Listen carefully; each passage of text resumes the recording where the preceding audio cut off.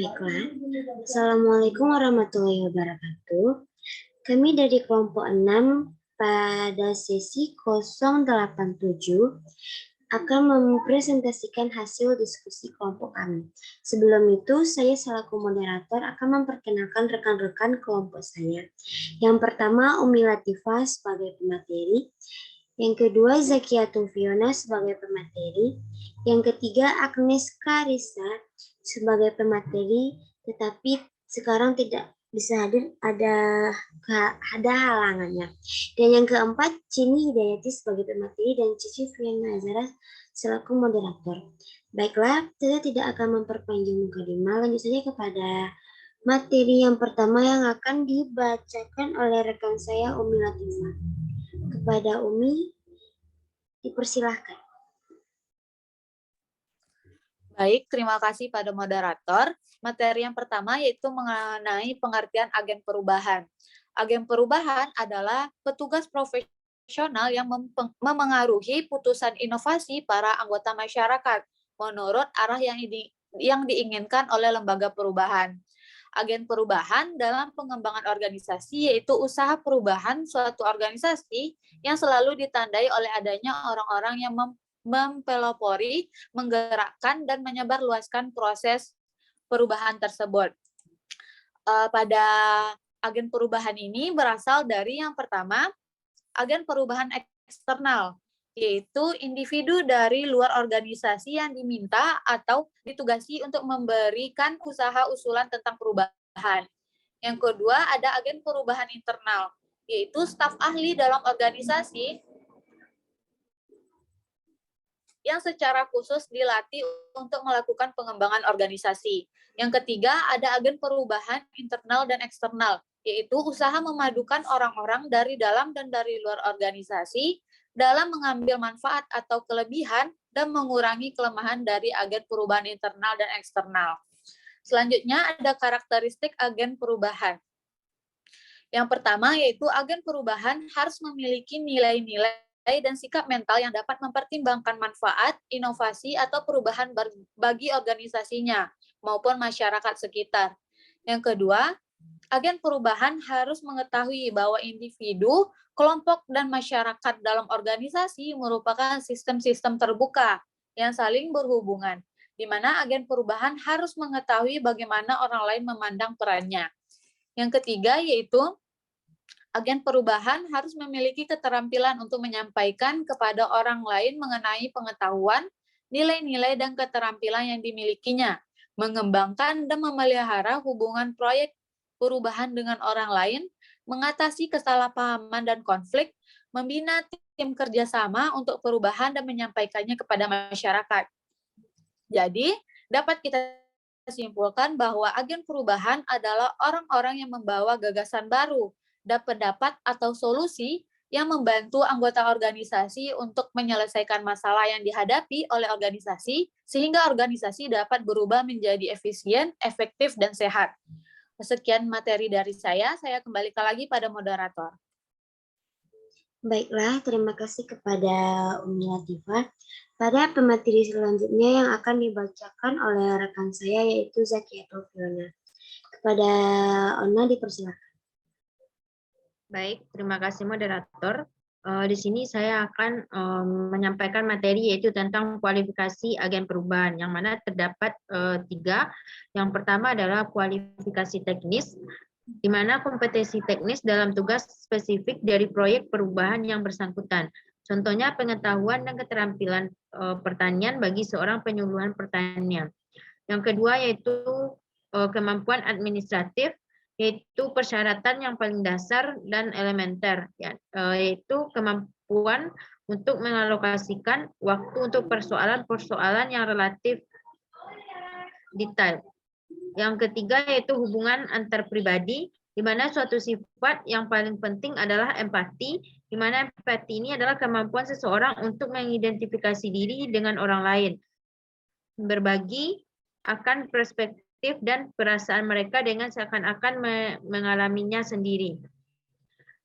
Dalam agen perubahan ini tentunya ada etika, yang mana etika atau nilai pribadi yang harus ada pada seseorang, pada agen perubahan, yaitu yang pertama bertanggung jawab terhadap diri sendiri, yang kedua bertanggung jawab terhadap profesionalisme dan pengembangan dan kompetensi, yang ketiga bertanggung jawab terhadap klien dan pihak-pihak lain, yang keempat bertanggung jawab terhadap profesi, dan yang terakhir adalah bertanggung jawab terhadap lingkungan sosial.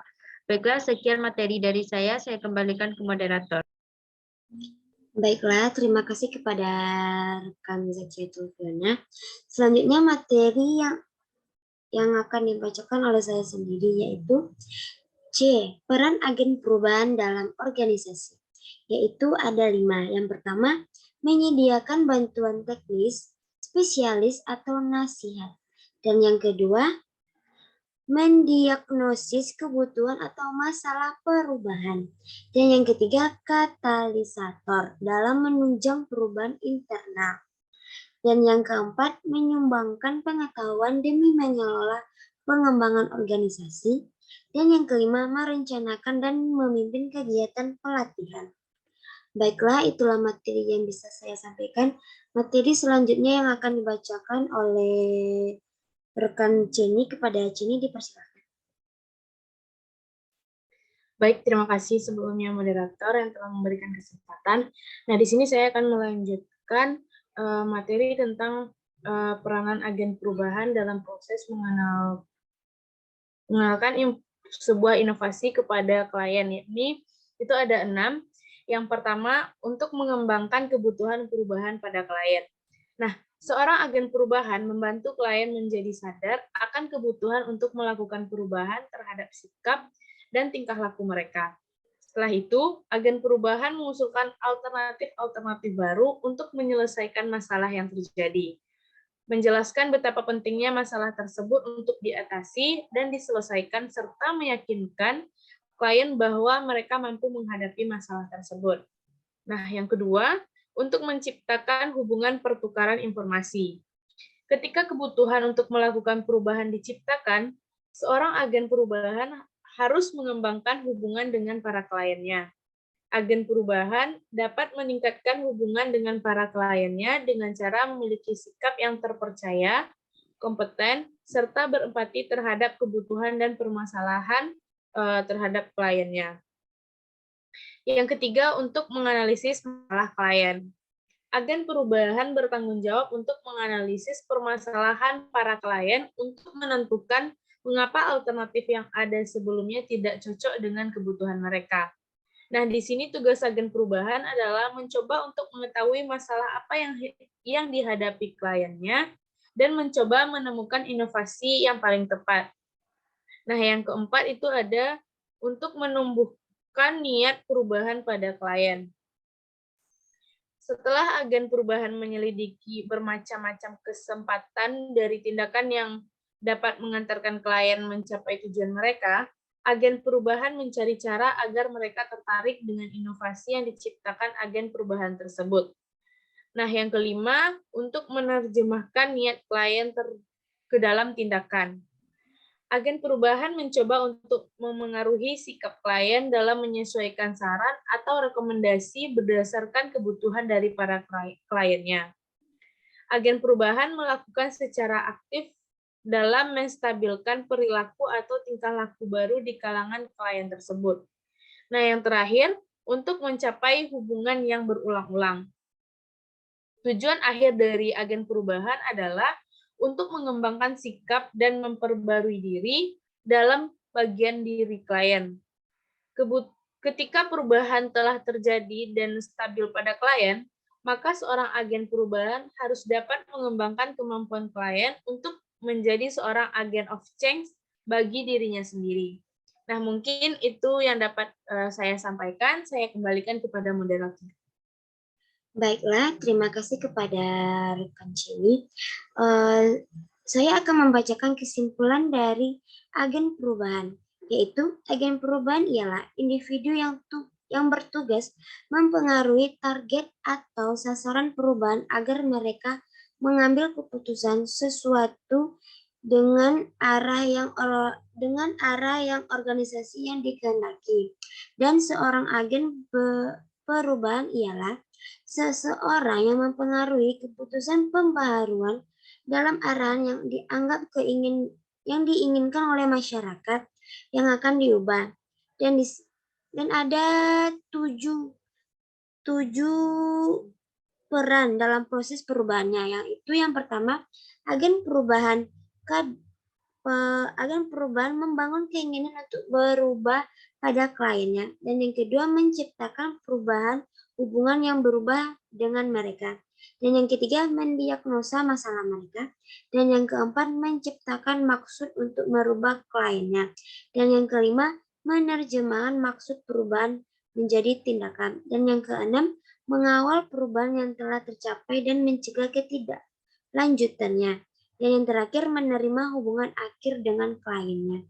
Baiklah, sekian dari materi kelompok 6. Apabila ada kata-kata yang salah, kami dari kelompok 6 ingin meminta maaf. Dan saya tutup. Assalamualaikum warahmatullahi wabarakatuh. Waalaikumsalam warahmatullahi wabarakatuh.